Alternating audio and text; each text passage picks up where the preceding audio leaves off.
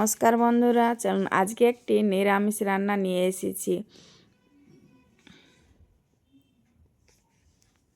এই চিনি, ধনে জিরে গুঁড়ো, কর্নফ্লাওয়ার, বেসন আর ছানা আর হলুদ গুঁড়ো দিয়ে ভালোভাবে মাখিয়ে নিচ্ছি।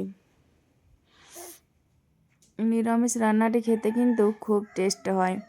আপনারাও বাড়িতে একদিন বানিয়ে খাবেন।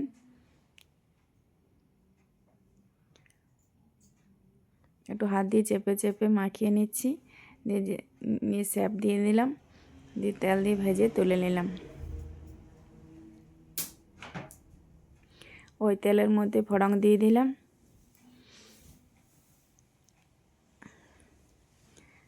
দিয়ে মশলা দিয়ে দিলাম, লবণ হলুদ গুঁড়ো দিয়ে দিলাম, দিয়ে অল্প একটু জল দিয়ে নেড়ে নিচ্ছি।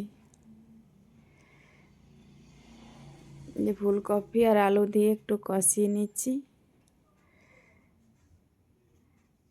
এরপর ঢাকা দিয়ে দিচ্ছি, দিয়ে গ্যাসটা লো করে দিলাম। দিয়ে কিছুক্ষণ পরে আবার দেখে নিচ্ছি, দিয়ে অল্প একটু জল দিয়ে দিলাম। এই ঝোল ফুটে উঠেছে, এবার পনিরগুলো দিয়ে দিলাম, দিয়ে একটু ঢাকা দিয়ে দিয়েছিলাম। অল্প একটু ঘি দিয়ে দিলাম, ঘি দিলে নিরামিষ রান্না একটু টেস্টটা ভালো হয়।